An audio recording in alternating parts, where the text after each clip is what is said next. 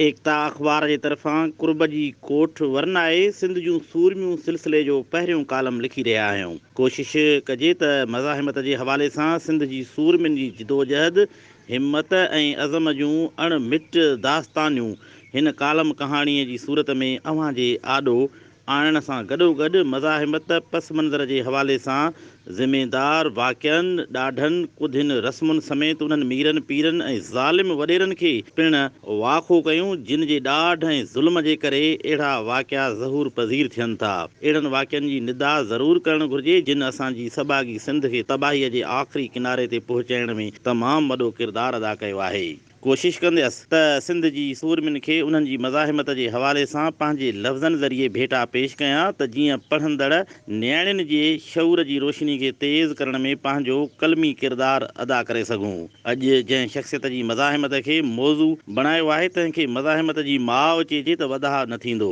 सिंध जी सरज़मीन में अहिड़ी मिटी मौज़ून रही आहे जेका धारियुनि खे गरमजोशी सां खीकारणु बेॼाणंदी आहे त उन्हनि जी दगा ऐं ॿियाई ते जबल जहिड़ो सख़्तु रवैयो ताणणु बि ॼाणंदी आहे ऐं हर हिकु मज़ाहिमत जो पस मंज़र यकीनन ज़ुल्म, बरबरियत, जाहिलियत ऐं मुदे ख़ारिज कुधियुनि रस्मुनि जी अंधाधुंध तक़लीद करणु पिणु रहंदो आयो आहे। शायदि अलमियो इहो बि रहियो आहे त शानदार तहज़ीब ऐं तारीख़ी पस मंज़र रखण जे बावजूदु इन हवाले सां सिंध सदाईं सियासी, समाजी, नफ़्सियाती ऐं मुआशी पस मंज़र सां मूंझारनि जो शिकार रही आहे। केतिरा ई भेरा वक़्त जे घासबन काहूं करे सिंध जे पेरनि में ग़ुलामी जा ज़ंजीर पाराइणु घुरिया, पर उहे पंहिंजे नापाक इरादनि में कामयाबु थी न सघिया। मूंखे सिंध ऐं सिंध जी औरत में हिकु क़दुरु मुश्तरका महसूसु थींदो आहे। सिंध जियां असांजे सिंधी औरत खे पिणु पुसरणु नथो ॾिनो वञे। शाहूकार सक़ाफ़ती पस मंज़र रखण जे बावजूदु हितां जी औरत हमेशह अण बराबरी वारे वर्ताउ जे ज़ेर असर ॾुतड़ियल ई रही आहे। हालांकि जेको मान मर्तबो इस्लाम औरत खे ॾिनो आहे अहिड़ी तहज़ीम ऐं तहफ़ुज़ कंहिं ॿिए मज़हब में ॾिसण में कोन आयो आहे।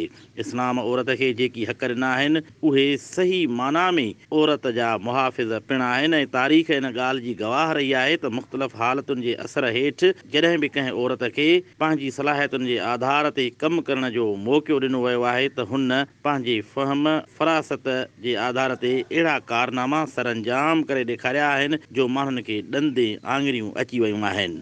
चयो वेंदो आहे त हिकु कामयाबु मर्द पुठियां हिकु औरत जो हथु हूंदो आहे। इहा चवणी भली खणी सच न बि हुजे पर हिकु तबाह हाल औरत जे पुठियां हिकु मर्द जो हथु ज़रूरु हूंदो आहे। भिटाई सरकार पंहिंजी शाइरी में औरत खे जंहिं इज़त ऐं अज़मत जे मथां मीनार ते बीहारियो आहे तंहिंजो मिसाल मिलणु मुश्किल आहे। हुन औरत खे सूरमियुनि जहिड़ा किरदार ॾेई तारीख़ में अमर करे छॾियो आहे ऐं हुन सिंधी औरत जी क़ुर्बानी, वफ़ादारी ऐं जिदोजहद खे पंहिंजी शाइरी ज़रिए अहिड़े त तमसीली अंदाज़ में निर्वार कयो आहे जो उन्हनि जी बुर्दबारी, सप ऐं बहादुरी खे आलमगीर मञता मिली वई। हुनजो ख़्यालु हो त सिंध जी औरत जॾहिं ॾुखु ॾिसे थी त पंहिंजे अंदर खे उजारे छॾे थी ऐं उन्हनि ॾुखनि खे पंहिंजो हौसलो बणाए पंहिंजी ज़िंदगी जो मक़सदु मुतयन करे थी। शाह साईं जी सूरमियुनि ऐं औरत खे हिकु माठीणे दरिया सां भेटियो वियो आहे, पर हुनजो ख़्यालु हो वक़्तु अचण ते उहो माठीनो दरिया पंहिंजे मज़ाहिमती ताक़त सां तूफ़ानी तुग़यानी पिणु आणे सघे थो। जीअं हुन ससुई जी ज़िमानी चयो आहे त सुखनि वारी सध मतारी मूसी कयो अंदरि जनी अध डूंगर से ॾोरींदियूं।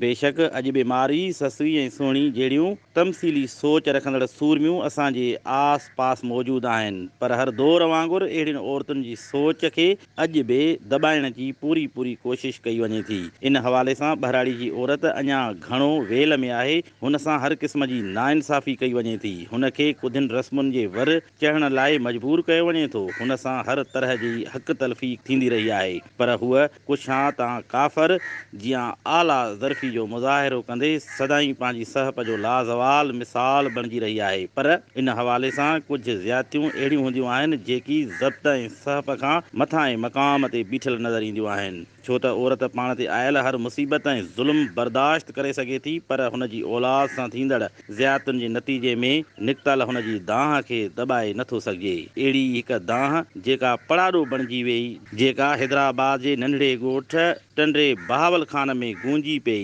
तंहिंखे वक़्त जा हाकिम कंहिं बि सूरत में दॿाए न सघिया। सा माई जिंदो जी आहे, जंहिंखे मां मज़ाहिमत जी माउ पिणु चवंदी आहियां। जिदोजहद जी अलामत माई जिंदो 1942 ईस्वी में हैदराबाद जे हिकु नंढड़े ॻोठ टंडे बहावल में ॼाई, जिते हुन पंहिंजे आस पास गुरबत जो राज ॾिठो। हूअ उन बदहाली जे बावजूदि पंहिंजे 3 पुटनि ऐं 3 न्याणियुनि समेत पंहिंजे घर में निहायत ख़ुशबाश गुज़ारे रही हुई। 1992 में हुन जी ख़ुशियुनि खे बिना कंहिं ॾोह जे उजाड़ियो वियो। वाक़ियो कुझु हिन रीति आहे त जून 1992 में पाक फ़ौज जे हिकु दस्ते मेजर अरशद जमील जी सरबराही में माई जिंदो जे ॻोठ टंडे बहावल में छापो हणी माई जिंदो जे 2 पुटनि ऐं नाठी समेत 7 ॻोठाणनि खे गोलियूं हणी शहीद करे छॾियो। बाद में फ़ौज पंहिंजो मौक़िफ़ ॾेई उन्हनि ते इल्ज़ाम आइद कंदे चयो त मारजण वारा सभु माण्हू दहशतगर्द हुआ ऐं हुननि जो तालुक़ु हिंदुस्तान जे खुफ़िया इदारे रिसर्च एंड एनालिसिस विंग सां हुयो, यानी राह सां हुयो। सिंधी अख़बारुनि उन या बेबुनियाद इल्ज़ामनि खे रद्द कंदे कुझु सबूत पेश कया, जंहिं मंझां साबित थियो त मेजर अरशद जमील जो मौक़िफ़ न सिर्फ़ु ग़लति हो, बल्कि हू असुलु वाक़े जे पस मंज़र खे पिणु लिकाए रहियो हो, जंहिंमें ज़मीन जो तकरार ऐं कुझु वॾेरा शामिल हुया। मामिलो कोर्ट में अची पियो। माई जिंदो जी त दुनिया ई उजड़ी वई। जवान औलाद ऐं धीउ जी बेवाही थियण जो ॾुख एतिरो नंढड़ो त न हुयो। हूअ कंहिं बि सूरत में क़ातिलनि खे माफ़ करण लाइ नज़र न थे आई। उन दौरान केस जूं कुझु नयूं हक़ीक़तूं ज़ाहिर थियणु शुरू थियूं त असुलु तकरार ॻोठ जे हारिन ऐं ज़मीनदार जे विच में हो, जंहिं जे नतीजे में मेजर अरशद जमील पंहिंजे अख़्तियारनि जो नाजाइज़ इस्तेमालु कयो हो।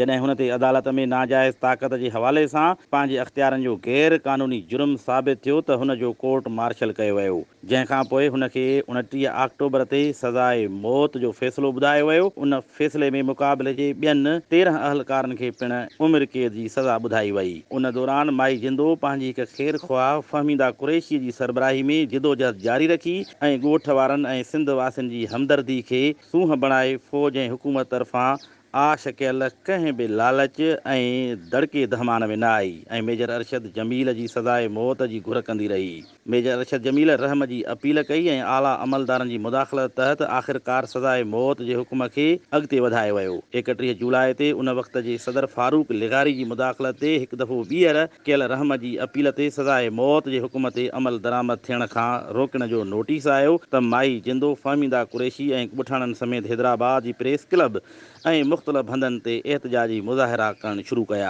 जंहिं ते पूरी सिंध हुन सां गॾु बीठी हुन जी मज़ाहिमत ऐं जिदोजहद खे दॿाइण जी भरपूर कोशिश कई वई। उन हवाले सां फ़हमीदा कुरैशीअ जे ख़ानदान ऐं माई जिंदो जो साथ ॾींदड़ ॻोठाणनि खे पिणु तकलीफ़ुनि ऐं अज़ियतुनि जो निशानो बणाए उन्हनि जूं गिरफ़्तारियूं शुरू कयूं वयूं ऐं मथनि कूड़ा केस दाख़िल कया विया।